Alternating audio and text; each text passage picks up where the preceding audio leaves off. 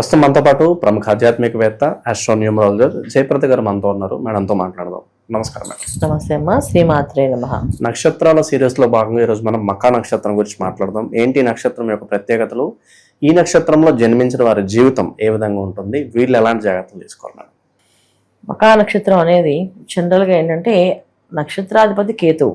ఈ నక్షత్రం ఉండేది సింహరాశిలో. అయితే రాశాధిపతి రవి, నక్షత్రాధిపతి కేతువు. రవి కేతులు ఒక యోగం ఏంటంటే ఈ నక్షత్రంలో ఉంటుంది. దీనికంటే అన్నిటికంటే ముఖ్యం ఏంటంటే మకా నక్షత్రం అంటే, ఈ నక్షత్రం పుట్టడం అంటే మన పూర్వీకులు పైన భగవంతుడి దగ్గర వరం అడుగుతారు. మాకు సరైన ఏమీ అందలేదు, అందువల్ల మళ్ళీ ఒకసారి అవకాశం ఇస్తే మా ఇంట్లో ఇలా పుట్టాలి అని చెప్పేసి అలా పుట్టిన వాళ్ళే మకా నక్షత్రం వాళ్ళు. సో పితృదేవతల ఒక అనుగ్రహంతో పుట్టిన వాళ్ళే ఈ నక్షత్రం. అంటే మనం కోరుకుంటే పుట్టరు, ఆ ఇంట్లో వాళ్ళు పుట్టాలని అనుకుంటే ఆ నక్షత్రం వాళ్ళు పుడతారు. సో ఎవరింట్లో ఈ మకా నక్షత్రం వాళ్ళు పుట్టారో అది మహాలక్ష్మి స్వరూపంగా మార్చచ్చు.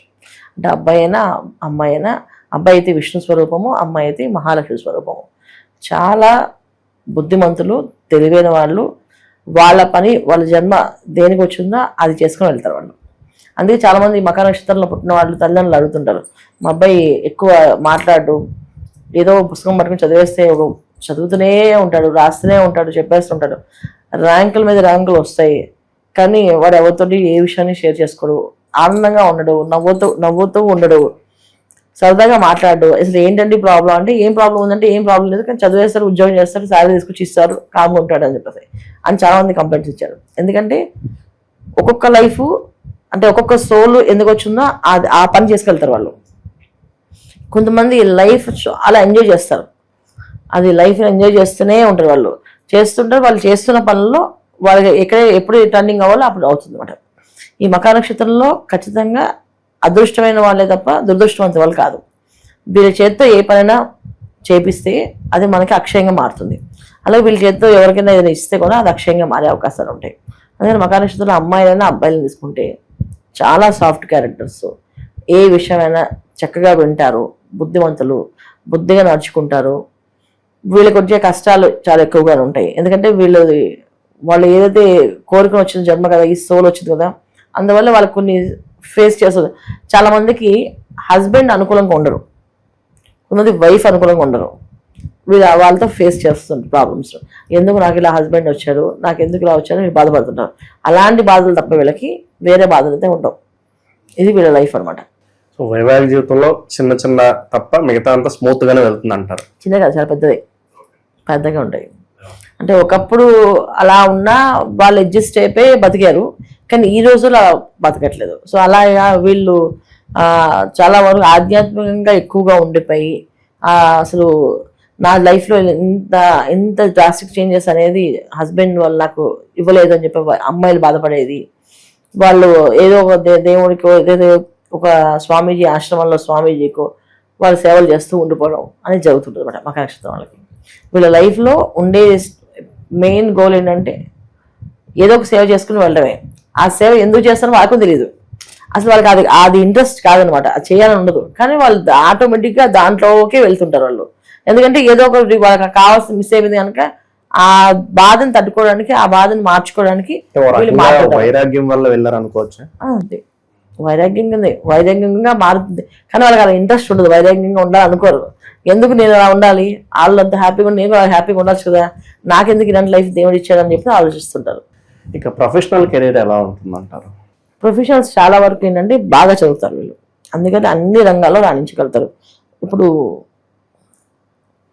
మనం తీసుకుంటే వీళ్ళని యాక్టర్స్ని, డాక్టర్స్ కాకుండా చాలా వరకు ఏంటంటే ఐఐటి రంగంలో ఉన్నతమైన స్థానాల్లో వచ్చే జాబ్స్ కదా వాళ్ళతో మకా నక్షత్రం వాళ్ళే. వాళ్ళకి ప్రపంచం మీద ఆలోచన ఉండదు, వాళ్ళు చేసే వర్క్ మీద చేసేస్తారు. ఆ జాబ్ వర్క్ ఏదైతే ఉందో అది చేసేస్తారు బుద్ధివంతులు.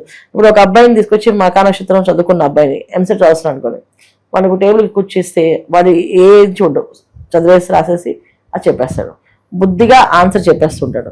ఎందుకు అలాగా ఉంటాడు, వీడికి అసలు ఆడుకోవడానికి అనిపించడం ఎందుకంటే అనిపిస్తుంది, అంటే వెళ్ళి ఆడుకుంటే సరే అది ఆడుకుంటా అని చెప్పి వెళ్ళి ఆడుకుంటాడు, అలా మాట్లాడతారు అనమాట.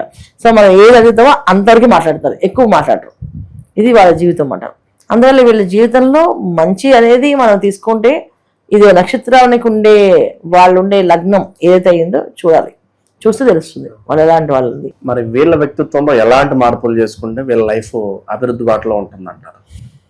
వీళ్ళు చాలా మంచి వాళ్ళు, వ్యక్తిత్వం మార్చుకునే అవసరం లేదు, వాళ్ళు మనం అర్థం చేసుకోవాలి.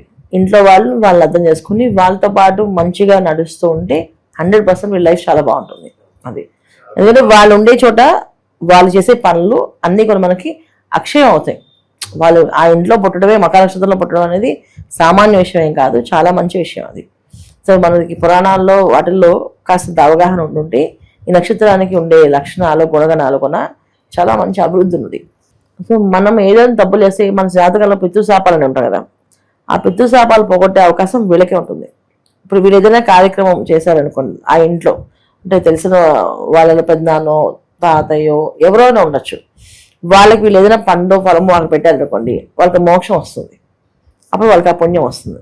అందువల్ల చాలా అదృష్టమైన నక్షత్రం అంటది, చాలా మంచి నక్షత్రం అది. ఇక వీళ్ళకి వివాహ యోగం కావచ్చు, ఏదన్నా ఆస్తులు కొనుక్కునే యోగం సాధారణంగా ఏ ఏజ్ లో ఏ దశలో వస్తుంది అంటారు?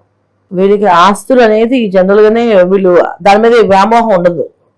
వీళ్ళకు ఉండే తత్వం ఏంటంటే అంత సంపాదించిన వ్యామోహం ఉండదు, చేస్తారు సంపాదించే. వీళ్ళకి ఎప్పుడు కూడా ఏంటంటే భార్య భర్తల మధ్యలో భర్త కానీ భార్య కానీ స్ట్రాంగ్గా ఉండి వీళ్ళు సపోర్ట్గా నిలబడి నాకు ఇది కావాలి ఇది చేయాలంటే చేస్తారు. అదే తల్లిదండ్రులు స్ట్రాంగ్గా ఉండి బాబు మాకు ఇదంతా కావాలి నువ్వు చేసి పెట్టాలంటే చేసి పెడతారు. వీళ్ళకి ఎవరైనా సపోర్ట్ చేసేవాళ్ళు ఉండాలి, వీళ్ళతోటి ఉండి చెప్పాలి మాకు ఇంత చేసి పెట్టాలి అనేసి. లేకపోతే వీళ్ళకి అంత ఓన్గా సంపాదించాలని గోల్ అనేది ఉండదు. మేబీ కొంతమందికి లగ్నాలు బాగుంటే వాళ్ళకి ఆ గోల్ ఉంటుంది. కొంతమంది లగ్నాలు మంచి తులా లగ్నం పడింది, అప్పుడు సంపాదించాలి సాధించాలనే ఉత్సాహం కోరిక అన్నీ ఉంటాయి. లేకపోతే ఉన్నది ఉన్నట్టు చేసుకుని వెళ్ళిపోతారు. అమ్మాయిలు నేను అదే చెప్తా, చాలా మంది జాతకం తెలియని వాళ్ళకి, మా జాతకం తెలియదు మేడం మేము ఎలాంటి అమ్మాయి పెళ్లి చేసుకోండి మకర నక్షత్రం చూసి పెళ్లి చేసుకోండి అంటారు. ఎందుకంటే హైలీ నాలెడ్జ్ ఉంటుంది, ఎదుటి వాళ్ళు బాగా అర్థం చేసుకుంటారు, ఏ ప్రాబ్లం ఉన్నా వీళ్ళు సాల్వ్ అవుట్ చేస్తారు, అంత మంచి వాళ్ళు వీళ్ళు. అది ఇక వీళ్ళు లైఫ్ లాంగ్ చేసుకోవాల్సిన పరిహారాలు ఏంటి మేడం? గణపతి ఆరాధన ఎక్కువగా. సో ప్రతిరోజు గణపతిని పూజించడం, గణపతికి పూజ చేసుకోవడం అన్న వీళ్ళకి లైఫ్లో వీళ్ళు ఏదైతే కోల్పోయారు అనుకున్నారో అవి వీళ్ళు తిరిగి వస్తాయి. కొంతమందికి వ్యాపారంలో అనుకూలత ఉండదు, కొంతమందికి ఉద్యోగంలో హ్యాపీనెస్ ఉండదు, కొంతమంది భార్యాభర్త మధ్యలో సమస్యలు ఉంటాయి, కొంతమందికి తల్లిదండ్రులతో వీళ్ళకి కొంచెం విభేదాలు ఉంటాయి. ఇవన్నీ నుంచి బయటపడడానికి గణపతి ఆరాధన వీళ్ళకి బాగా కలిసి వస్తుంది. ప్రతి మంగళవారం గణపతికి దేవాలయానికి వెళ్ళి అక్కడ ఉండ్రాళ్ళు కురుములు నైవేద్యాలు అక్కడ అంటే ఒక్కొక్క ప్రాంతంలో ఒక్కొక్క పెడితే నైవేద్యం, అలా నైవేద్యం ఏదైతే ఉందో అవి నైవేద్యాన్ని వీళ్ళు చేస్తే అవకాశం ఉంటే వీళ్ళు చేసి ఇవ్వడము, లేదంటే అక్కడ కట్టడం, టికెట్ తీసుకొని కట్టి ఆ ప్రసాదం నైవేద్యం పెట్టడం, ఆ ప్రసాదం వీళ్ళు తినడం వల్ల వీళ్ళకి మంచి జరుగుతుంది. ఓవరాల్గా ఈ నక్షత్రం గురించి వీళ్ళ లైఫ్ ఎలా ఉంటుంది అనేది మంచి విశ్లేషణ అందించారు. ధన్యవాదాలు. శ్రీమాత్రే నమః.